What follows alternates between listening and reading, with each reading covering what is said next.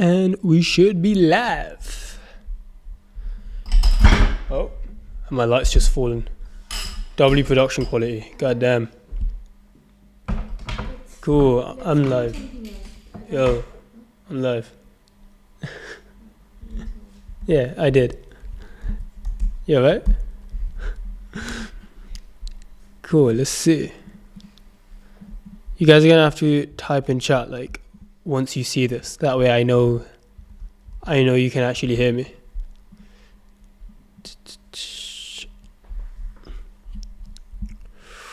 Bum bum. Bringing up chat. Cool, audio's good, awesome. Make sure the mic's in the middle, make sure I'm in the middle. Look at me fixing up my composition. Cool guys, I've got like an hour free, so I thought I'd go live, do some quick Q&As. I think it'll be fun.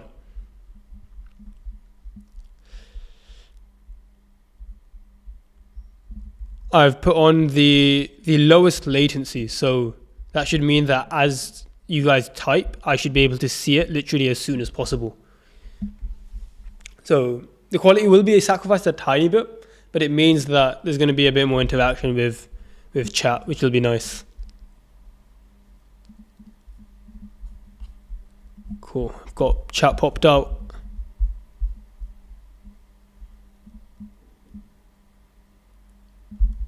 Cool, you guys can hear me okay? Like, is the volume okay? Just double checking. And the quality, like it's not potato quality, hopefully. Or is it?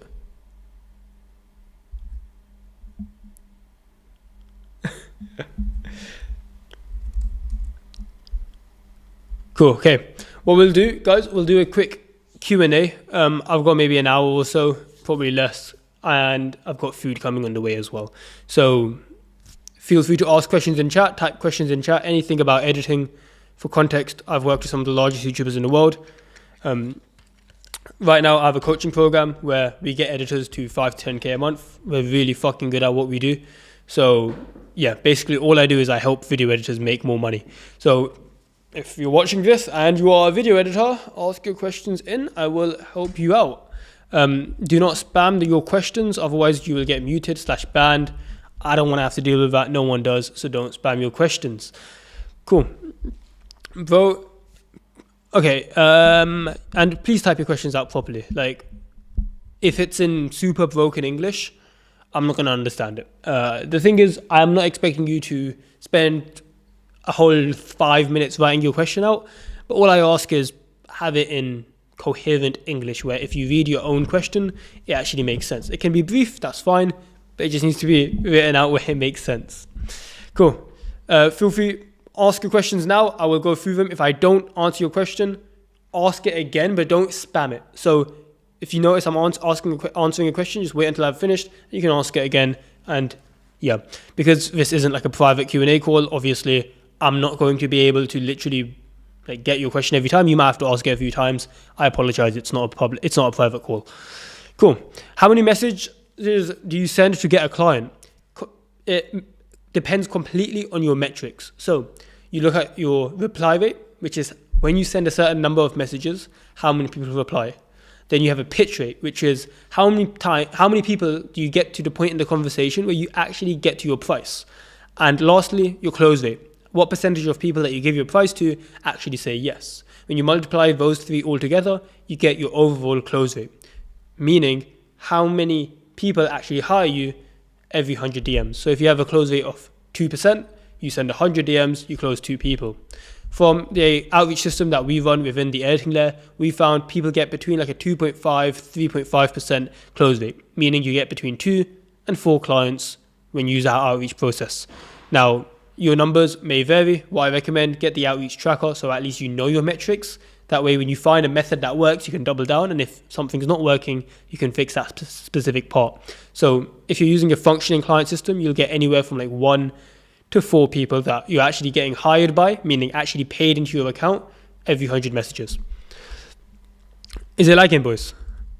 If it's lagging, I can do a bit of doctor shit where I look into why it's lagging and fix it. Cool, let's see. I think it is lagging. Let me try to put it to like 15,000 bit rate. Might help. Boys, is it a little less laggy now? Oh, food's here, nice. Is it a little less laggy? Hopefully. Bang, bang, bang. It might also be because I've got... What frame rate do I even have it in? I don't even know. Output, streaming. I think it's in 30 FPS. I have no idea. We'll see. Okay, it's fine now. Cool, cool. Are you on hotel Wi-Fi? It's not technically hotel Wi-Fi. I'm in an Airbnb. I've been traveling for like the last 6 months of my life to like random countries, so it's been a bit hectic. Have some food? Yeah, I'll have it now. I don't think I'm gonna have the time to eat otherwise. How do I get responses? I literally have 0 responses on Instagram. To get responses on Outreach, there's really only 2 things that you need to consider. First of all, making sure that your message is intentful. Don't do this weird thing where you say hi or hey brother, liked your content. Just get to the point, say why you're there, because you will first of all, the leads who are actually, they have a lot of intent, meaning they could potentially want an editor. They're going to appreciate it and they're going to be more responsive. And the people who aren't actively looking for an editor will at least keep you in mind for when they are. But when you do this weird, like, hey, I'm just pretending to network or some shit like that, comes off as cringe, you get a shit reply rate. The second thing to consider is keep it clear and concise. Do not send a paragraph. If you are sending more than, honestly, like 3 lines in your initial outreach message, you're sending way too much because these people don't know you. So we need to send a message that's easy to consume. Like it's literally a couple of lines max. And when I say 3 lines, I don't mean like a 3-line paragraph. I mean like maybe like 5 words per sentence and like 3 lines of that. That's what I mean by an outreach message. How do I build taste as a video editor? You want to look at really good edits. The worst mistake that you can make when you're trying to get better at editing is consume shit edits. And it can be tempting, especially when you're trying to get like network or grow with other editors, to look at other editors who maybe aren't that good, but you say things like, oh, amazing edit, or you try hyping them up. And it can feel like a good thing, but what you're subconsciously doing to yourself is training yourself on shit edits. So what I like to do is literally say, I'm not going to look at shit edits. I'm only going to consume and study really good edits. And what I do is I literally copy and paste it into an inspiration bank, where I will just straight up copy animations in the context of the video that I'm editing. So that's how you build taste. You just copy until you find a style of your own.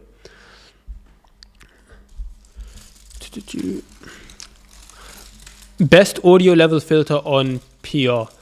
The thing with fixing audio is it's very silly if you try to just find a one-stop solution. It's like being a doctor and having like a medicine that you recommend to everyone. Like, well, every patient is different. In the same way, every video is going to be different and will require a different way of fixing the audio. With audio enhancers, this is a specific step within the workflow. There's typically 4 that I'm going to be using, other than gain and compressors. It's going to be denoise, it's going to be dereverb, parametric equalizer, and de-esser. We're not going to go into the details of what they do, but that's what I'm using to fix audio. Now, in terms of the gain, I'm just using the normal gain, like clicking G and changing the number, and a compressor to essentially bring the lows higher and the highs lower, just so it's not like ear rapey sometimes and too quiet other times. What's the best way to network with video editors? Any Discord servers you recommend? I do not agree with networking in Discord servers, because the problem is everyone in Discord servers are brokies, like in the nicest way possible. You'll get like the guy with the most status or the guy with the most income will be like some kid making $500 a month. And personally, I wouldn't want to be installing the beliefs of editors who are making $500 a month. Like if you want to make more money editing, spend more time with people who make more money editing.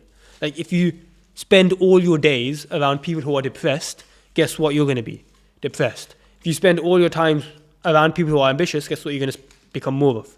Ambitious. So if you want to be able to scale your editing career, I literally refuse to spend my time around poor editors. The reason being, I refuse to take on their beliefs. So I wouldn't network and Discord servers, in my opinion, it's either pay to get in rooms where everyone is actually making more money than you, or actually make that money so these people who are making more money actually want to get to know you. Those are the only two ways to network. Either pay to get in rooms where people are ahead of you, which I do a ton. Like this year alone, I've probably spent like 40, 50K just on education alone to get into better rooms. Or you become someone who's actually worth knowing. Like you work with bigger clients, you actually become respected in the space, and now other people want to get to know you. That's how you network. I am mad hungry. Food has arrived, boys, so we're going to be having food now. This is basically just my break. So you guys are going to have to sit through me eating this amazing ass kebab. Basically, guys, I think I'm the type of person where when I find something that I like, I stick with it. Probably noticed it with the black t-shirt. I've bought like maybe 80 or 100 in my entire life, the exact same one from the same brand, same size.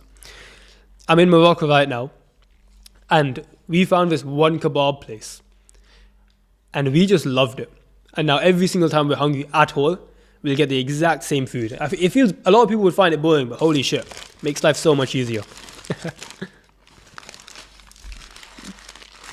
Are you willing to do a mentorship program, like from beginner level? I don't like coaching beginners personally. That's what you can go for the free content. So if you're like super new to editing, I don't have anything paid for you, to be honest.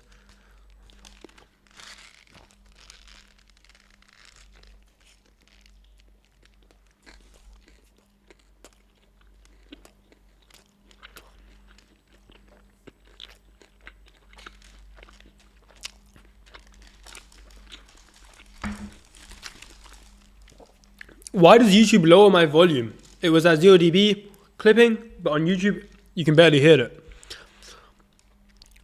The problem with audio is just because you make it louder in the video, like when you edited it, doesn't mean it will be louder when you put it on YouTube. YouTube operates on a audio system called LUFS. I have no idea what it stands for, but I call it LUFS. Now, there's a way in Premiere that you can actually measure the exact LUFS. It's basically a more accurate way for measuring audio in how the human ear hears it, not just in terms of like the mathematical volume. So basically YouTube operates on LUFS. Now you want your LUFS to sit around minus 23. If it surpasses minus 23, not decibels like LUFS, if it surpasses minus 23, YouTube will automatically bring it down. But if it's too quiet, YouTube will not automatically bring it up. So when we're editing, you want a specific part in your workflow to just check that it's at minus 23 LUFS. You don't want to base it on dB. So the reason you're finding that your audio is getting pushed down is because just because you make it higher, YouTube's going to fucking tank your volume and also the quality of your audio. Yo, if you spam questions, by the way, you're going to be adiosed from the chat.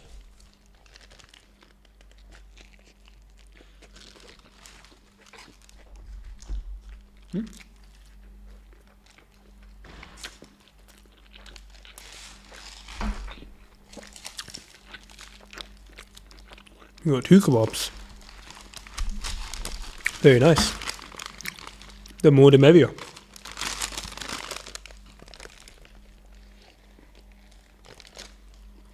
Why'd you take all the salad out? Oh.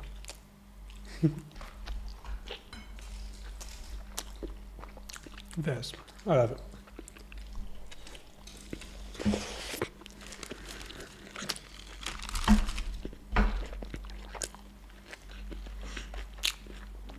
Cool. More questions, boys. Why don't you upload more tutorial kind of videos? I've got a smooth editing course, but truthfully, I enjoy the actual editing side, like the editing client side, sorry. I make more money from it. Editors make more money from it. Like most editors are already good enough to make money.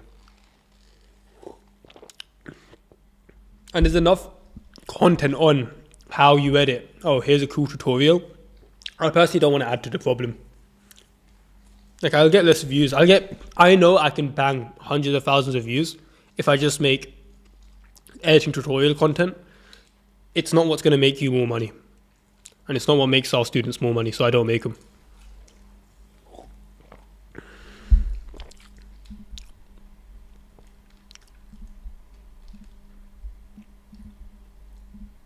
We'll just time out whoever spams, because holy fuck, I can't be dealing with this. Can I have that one? Prefer that.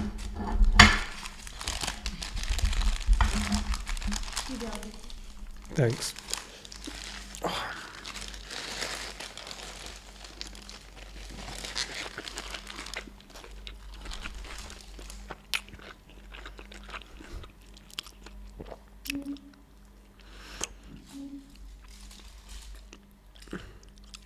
You see, now I want to talk, but I've got like food in my teeth.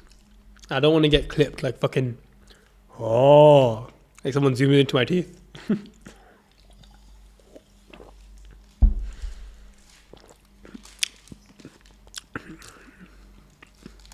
Incomplete saying, I really like the way that you talk. How can I talk and communicate like you? I'm shy and introverted with not that good of a personality. I was super shy and introverted when I not even started YouTube, just I always was when I was a kid. You have to realize that introvert, it's a bundle term. Like you can decide to call yourself an introvert, but that doesn't serve you. It's like calling yourself depressed. Like if you call yourself depressed, guess how you're gonna act? Depressed. So step one is stop calling yourself an introvert. You have behaviors that make you seem like one, and by calling it that, we can change the behaviors. Because all you have to do is, what behaviors do extroverted people do? Emulate those, sort of like fake it. And after enough time, like of forcing yourself to do those behaviors, even though they feel unnatural, they'll feel more comfortable. And then over time, they become more natural. Like I had to teach myself, hey, look into the person's eyes. I had to teach myself, this is when you say a joke. I had to teach myself, this is how you say stories. I had to teach myself, this is how you speak with more volume. I had to teach myself, be okay with adding pauses to your speech. And that was how I faked it, and then ultimately it became more natural.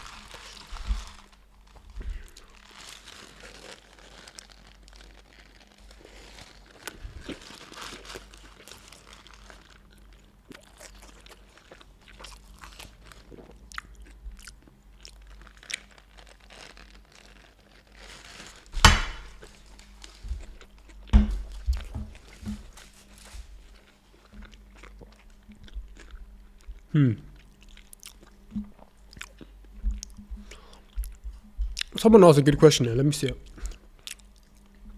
Abramo Foza. Types of editors that you'd want on your team. We literally just went through a hiring round. We hired like 10 editors. And I'll walk you guys through what I was thinking through while I'm hiring in case you guys find it useful.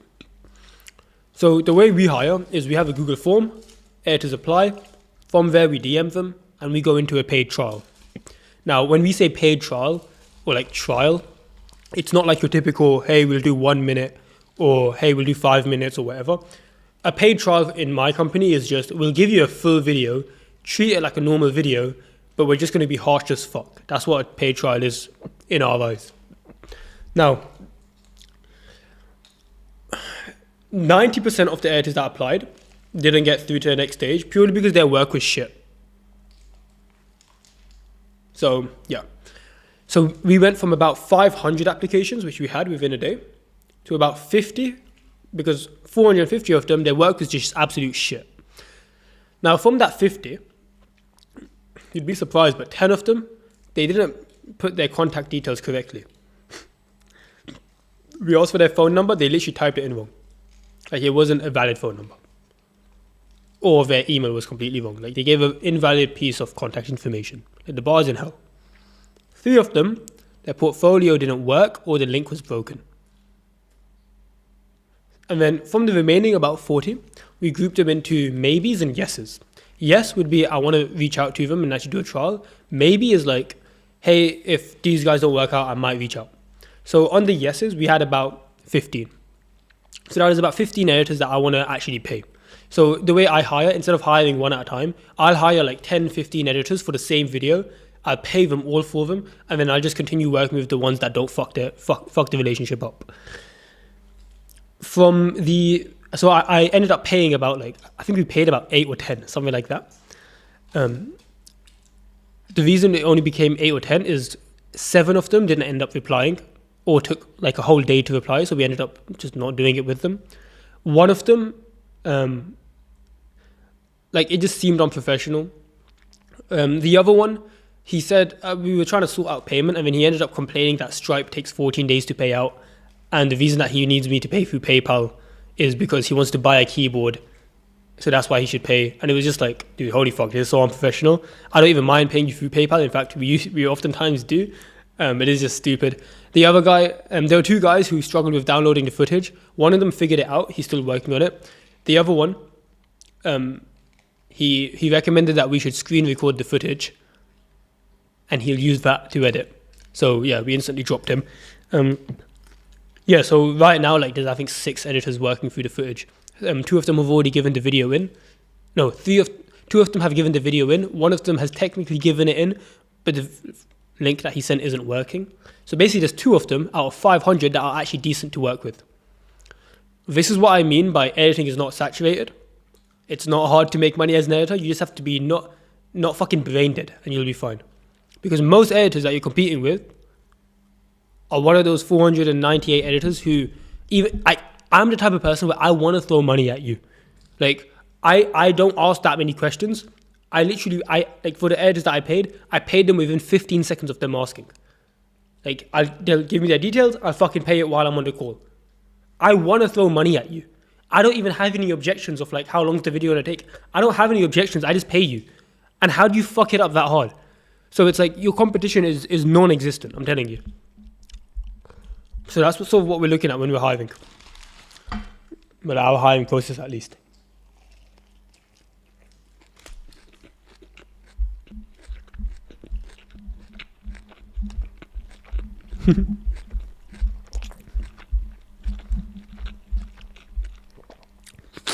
I just saw myself take a bite. I look funny as fuck. I look goofy as shit.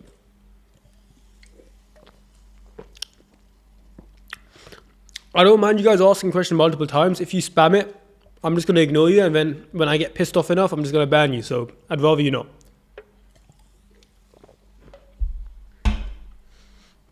Where are you from? I'm from the UK, my G. My family's from Bangladesh. But they immigrated to the UK, and then I was born and raised there. Yippee. Does cold outreach still work? Fuck yeah, dude. I mean, at first principles, if you message someone asking if they want the thing, and they want the thing, you will make more money than if you don't do that. It's like asking, does business still work? Or, if I speak to more potential customers, will I make more money? Like, yeah. That's not going to change today, it's not going to change tomorrow, it's not going to change next year, next decade, in 100 years, it'll still be the same. Like 1,000 years ago, or like imagine hundreds of years ago, like fucking cavemen, you want to trade your sheep for someone's cow, and if you reach out to enough people asking if they have a cow and they'll take a sheep for it, at some point you'll find someone that is okay with that.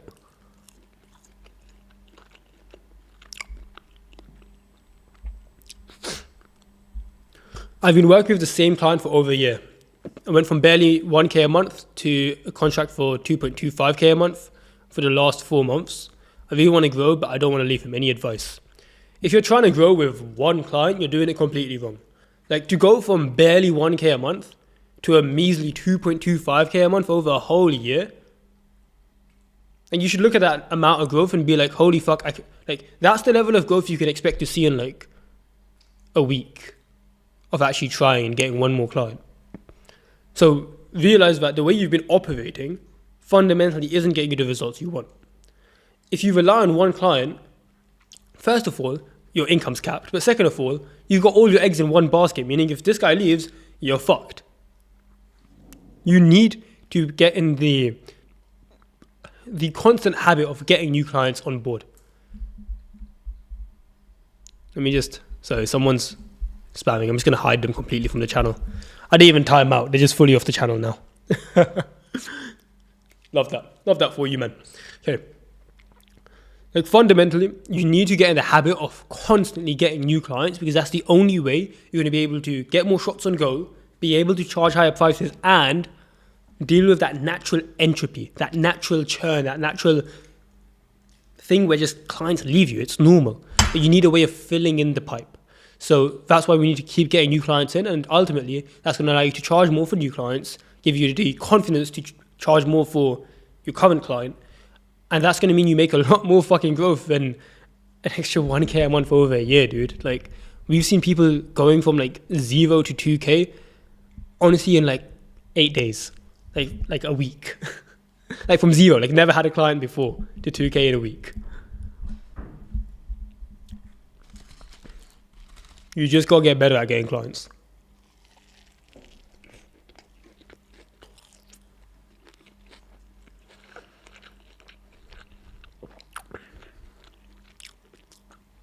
Where should my audio be where should my audio level be for YouTube? -6, -3, -0, like 0 for clipping. Okay, I like to aim for like -3 to -6, but you realize the decibel value doesn't actually matter. It's all about LUFS. Like this, like the decibel value is, it's not how the human ear actually perceives volume, so it doesn't matter.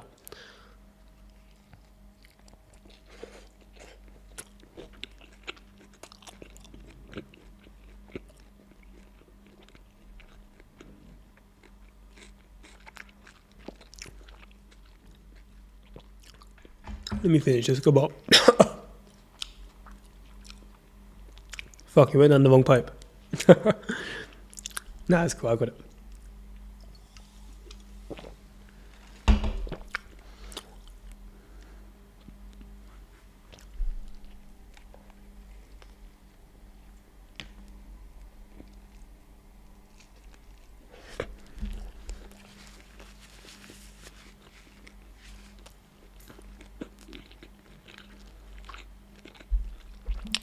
Is that a green screen? Yeah, man. I'm poor, so I have to green screen all my backgrounds.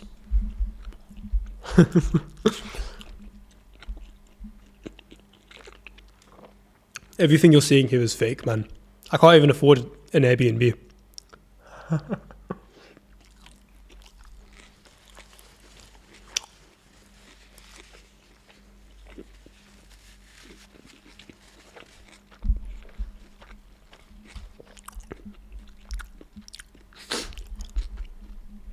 Someone asked what's the fastest way to get faster at editing.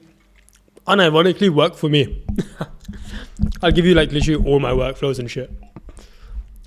Like for the editors that I've hired recently, the first thing we do is get them to go through the course. Like they go through our workflow and our course, like our editing course. They literally edit videos in like 24 hours. For a video that used to take them, that typically would have taken them a week, they get it done in like 24 hours because they're using our workflow. So unironically, work for me, I'll get you fucked on faster at editing. Are you hiring more editors? Not right now. We literally just hired like 8 of them. So, not right now. But follow me on Twitter and follow me on Instagram. If I'm ever hiring, I post it there. So, Twitter is VFX Malice. VFX Malice. And my Instagram is sayeef.a, sayeef.a. If I'm ever posting for like a job hiring post, it will be there.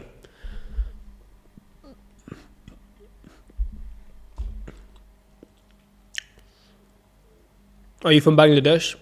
Dude, like, if you guys spam questions like that, holy fuck, it's gonna be so annoying as shit. I'm not even gonna answer that anymore. Time out. Bang! I feel like a fucking dictator, boys. Bang!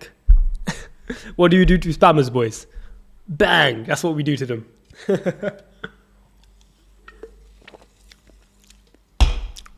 What's the best way to optimize if I have a weak PC? First of all, find the 3 things that you can do, like clearing storage, running less apps, etc. Next thing, the high ROI upgrades. So open the Premiere Pro or open your editing software, run and edit. Open your task manager or activity monitor if you're on Mac, and just look at what's capping out. Is it your storage? Is it your storage speeds? Is it your it might be even like your network sometimes if you're editing off the cloud.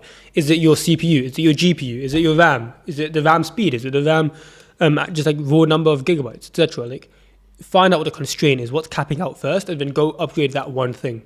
If it's your CPU or GPU, I don't recommend upgrading it. What I recommend is just get a whole new computer.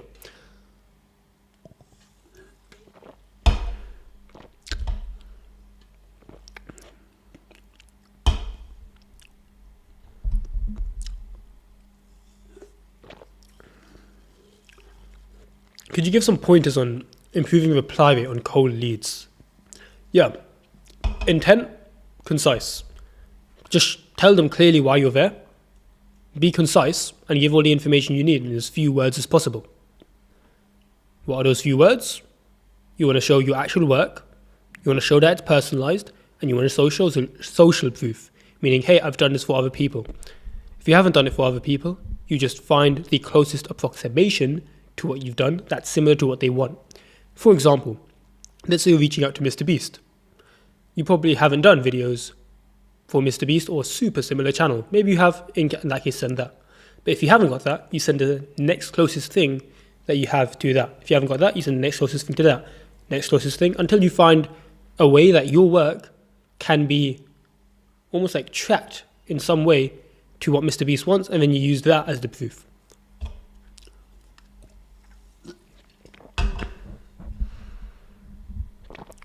YouTube's Ask AI feature, I haven't used it that much. I probably have, I just haven't cared enough about it.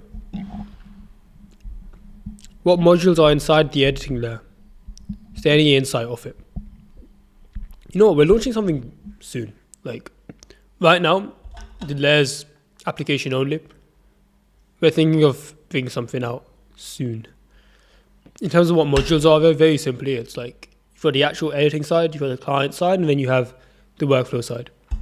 Then of course the calls, the community, etc., just to help you scale. But fundamentally, it's just everything you need to scale as a video editor. Like if you need it to scale, it's in there. Whether it be storytelling, whether it be shortcuts, whether it be automations, whether it be client negotiations, whether it be client calls, like no matter what it is, like we've got you covered.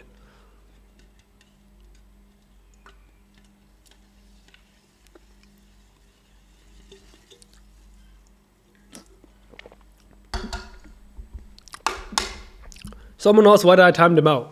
Like, dude, we're gonna time you out if someone is spamming in chat. You know what I mean? Like, I love the questions. Like, we love questions, but if you're taking the entire fucking chat and it's just your like question, like, dude, come on, you ruined the experience for everyone. Like, we all love questions, don't we, boys? Is AI something to worry about right now? Stay up to date with it. You should know what AI does and what it's capable of, but you don't need to go heavy and deep into learning it. The reason I say that, AI moves so fast. By the time you've learned something and actually implemented it, it's out of date. Like there's a new tool that does it better. So I don't really spend my time learning huge parts of AI. Instead, what I do is I learn what it's capable of, and if I can make like a micro app or like a micro workflow for like a super specific task, then I'll make it and use it within that instant.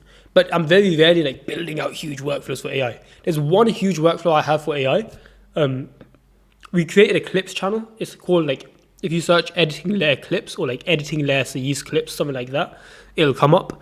But essentially that is fully AI driven. Like it goes through all our Q&A calls, goes through all the YouTube videos, it finds the best sections, it edits the videos itself, it quality controls itself, it finds out if it's a good clip, like it does everything itself. All I have to do is just approve it and it'll automatically post it onto YouTube, it'll schedule it itself using AI, it will analyze all the metrics, it'll do everything like that on the YouTube channel. That's the only like AI thing that I've built out. But the thing is, AI moves so fast, I wouldn't build anything out like that for editing. Especially if you're not making money already as an editor. There is one other tool that I've built out. It was for, I can't mention the client because it's like a private thing, but essentially he makes a fuck ton of money and they use AI very heavily within their workflow. And they use it for editing, but the thing is, it's like, we were able to build that out because I'm already a good editor. I hired good editors within the team. So when we use AI, like it actually looks good. Like we already know how to, like what fundamentally makes a good video. But if you're struggling to get clients, if you're like kind of wishy-washy with, you can't even get clients consistently, like AI is not going to fix that. AI is a multiplier, that's what it is.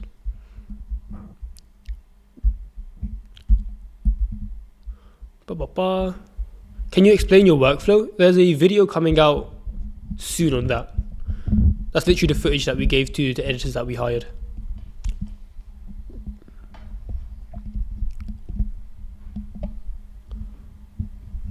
When did you make your first money through editing and how much?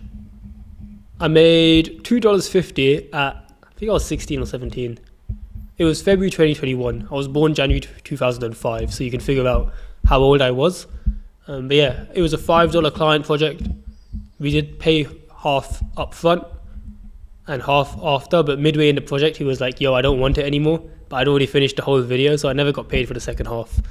So yeah, $2.50 technically. Should have been $5, but he was counting. Then yeah, I think within a couple months I was at $400 a month.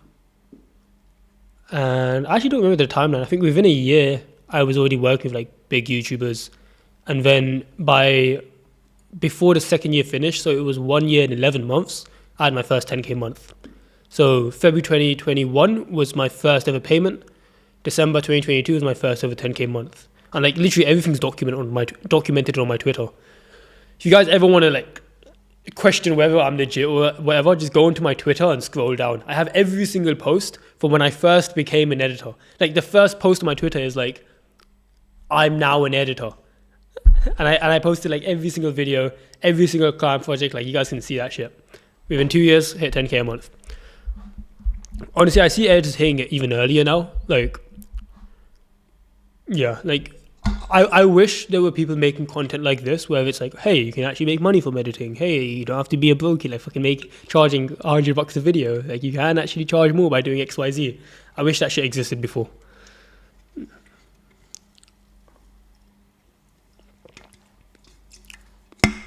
Oops. Oh my god, I am so sorry guys. I think I hit you on the mic. If someone has headphones on max volume, I am so sorry. Like some guy's just gone deaf because I hit the mic. I'm so sorry. That food was good. My apologies, Turtle HD. And Hans.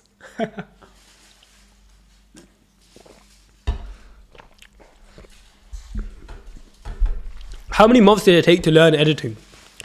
I don't really know, because I sort of just edited as a hobby anyways. And then as soon as I decided to make money, I just made money. Like I just started outreaching him up and posting, and I'm like, fuck, it's not that hard. Like it's not even that it's not hard. It's not complex. You know what I mean? Like there's a difference between hard and complex. Like something can be hard, that doesn't make it complex. Like it's easy, like not easy, sorry. It's simple, not easy. Like all you have to do, you edit banger videos, you outreach in a way that you get clients, and you build your brand in a way that gets you clients as well and make your outreach convert better. Very simple. You don't need to fucking make content and build a brand in like some crazy matrix type of way. Like all you do is those three things and do it enough and do it the right way, and now you get clients and you scale. And someone mentioned like it takes time. It doesn't take time to scale. Like to hit your income goals, like think about what your income goals are right now. Like everyone type in chat, like what's your income goal within the next year? So not like some short term like pussy shit, but within the next year, like what's your goal, your income goal per month? Type in chat. What is your income goals, boys? Within the next year. 4K a month, 6 to 7K a month. By devil. Abramo 50K. I'm assuming that's per month. Jim 10K a month. AR 1K a video. Some 5K a month. Ashir 2K a month. Raise portfolio 8K a month. So yeah, like if you guys look at those numbers, like most people are in that sort of like 6 to 10K a month. That's 1 to 3 clients. Like anything under 10K a month is 1 to 3 clients. So does it take time for you to scale, or does it take you to just get 1 to 3 good clients that will actually let you hit your income goals? Like this is the biggest belief that we have to break for people before they join the editing layer, like the coaching program. You need to get out of the mindset that it takes time to scale. Like, the reason you're taking so long to fucking scale and you're not making any progress is because you think it takes time. And because you think it takes time, like, that stopped you from doing the inputs required fast enough and taking aggressive action to actually hit your goals. Because if you already knew how to outreach and you already knew how to close clients, you've probably already been in enough client conversations that you fucked up, that if you actually closed those people in the past, you would have already been at your goals. So it's not about time, you just weren't skilled enough. So realize that scaling doesn't take time, it takes inputs. It's either a lack of knowledge or a lack of action, that's all it is. But it doesn't take time. Like, for example, we had a guy, his name's Aron. He was at 1K a month. The next month, he had his first 10K a month. On average, like, let's say someone's in a 9 to 5 when they join the editing layer, people think, oh, it'll take them like a year or two to quit. Dude, on average, we get them to quit within 3 months. On average. Like, they make more than their 9 to 5 and they're able to quit. Not because scaling takes time or making money takes time, it's just that they were doing shit wrong. Like, yeah, if you don't know how to get clients, time's not going to fix that. If your outreach isn't getting replies, time isn't going to fix that. A better outreach message will. If you're slow as fuck at editing, time isn't going to fix that. A faster workflow will. If your brand isn't growing, time isn't going to fix that. Because let's say you're growing at a rate of 0. 0 multiplied by anything is still 0. If you're not growing, more time isn't going to make you grow faster. Table's wobbling. But yeah, scaling doesn't take time, it takes inputs and action. What were you making per month at your peak? Purely through editing, like 12, 13k-ish. With coaching, like, we've scored a lot further than that. Like, considering like the editing packs, then coaching, which all happened after I made like more than 10, 12, 13k a month, like, we made a lot more. But the only reason those things sell and make money is because I've been able to make a fuck ton of money through editing. Matthias asked, what's the layer? It's our coaching program. So what we do is we help video editors make more money. It's our coaching program, my G. The best fucking editing coaching program in the world.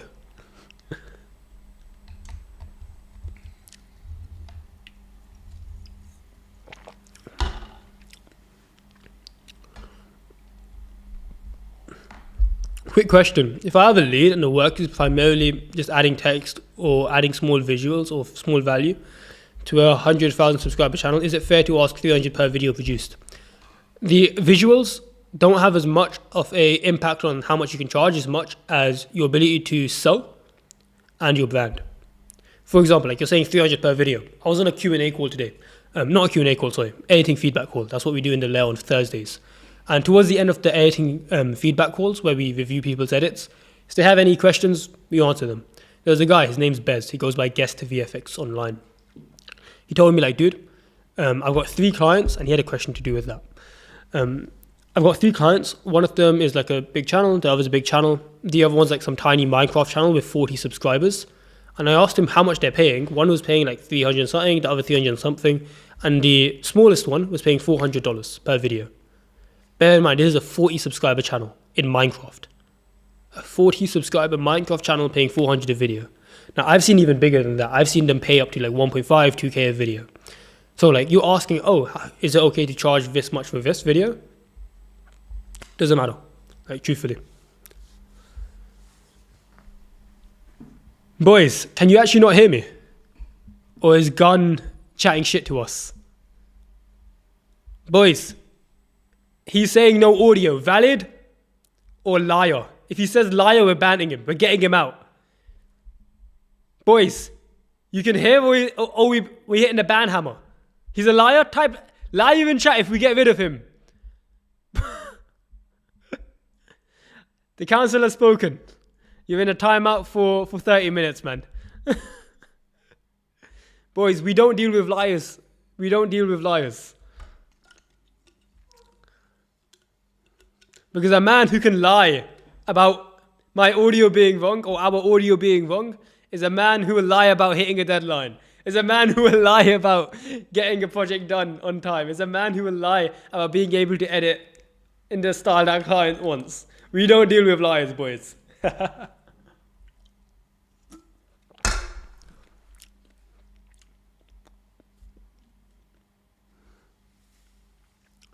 Your thoughts on the Apple style.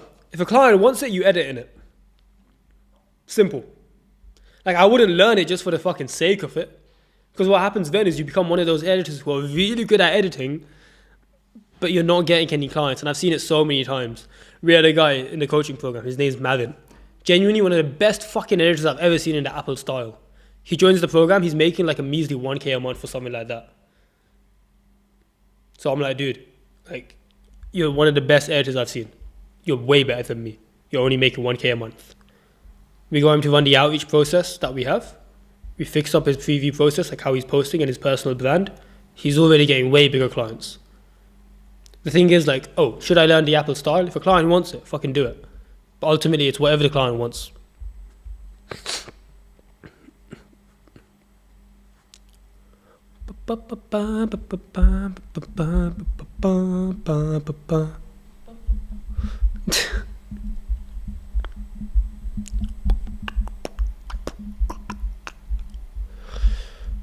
Bro, how can I join you? I'm not sure what that means. Join me in what, man? We're gonna get married. You will join me by my side for the rest of my life. When you marry me, learn my PCG. What's a tip/trick that helped you but you think isn't talked about enough?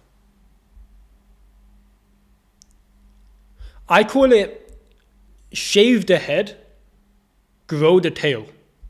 It's a method of pacing that I use in order to get banger timings for my cuts.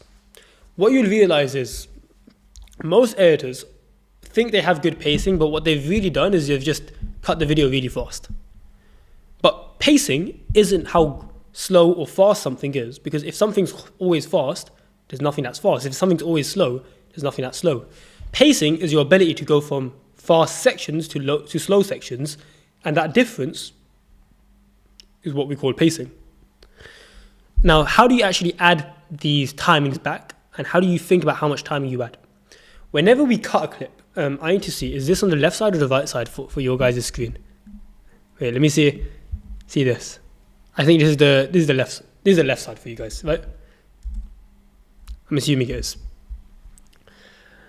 Imagine this is going to be really fucking confusing. This is the left clip, this is the right clip. Whenever we're adding a pause, we never want to add it to this clip. What we want to do is, you see, imagine the waveform. We want to cut super close to the waveform so that this clip starts with the waveform like nearly the peak. So there's no frames of silence on this clip. If we are going to add silence, we always add it to the end of the first clip. So I want you to imagine on every single clip, so imagine these are two clips. There's one clip. There's a cat. And the cat is facing to the left. So the head is here and the tail is here. Whenever we're cutting, we shave the head, so we keep the waveform like nice and tight cut. So we don't like leave like pauses, like a pause here. The waveform, we cut it to the waveform with like no frames of silence. But the tail, if we're going to add pause, we add the pause to the tail of that clip. So like if there's two clips and we want to add a pause in that middle bit, I'm going to grow it. I'm not going to grow it on this side. Like I'm not going to grow it on this side, like by adding pause on this clip. I'm going to add pause to this clip. So like I'm going to grow it. Imagine the cat's looking that way. I'm going to grow the tail of this clip, not like going into the head. Like, you get what I'm saying? Or am I going fucking insane? So you keep the head shaved and you grow the tail.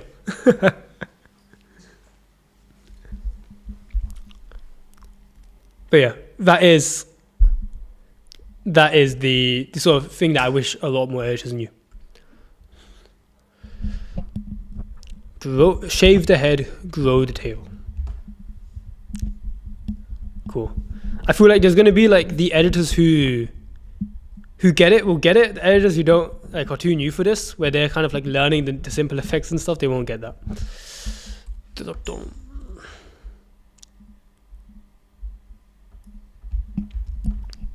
I mean, it's a lot easier to explain when I've got Premiere Pro actually open.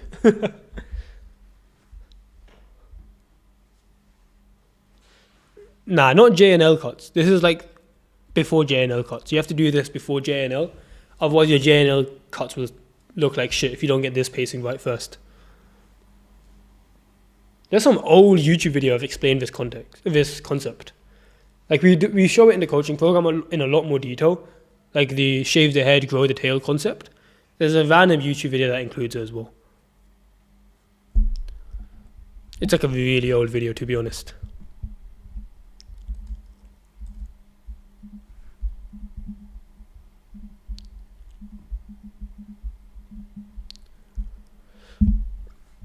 Can you make a video explaining the order you do things when you're editing? Yeah, I've got a video coming out on my workflow soon. That will be, I mean, it's gotten edited already. Like the editor is literally doing the revisions for it now.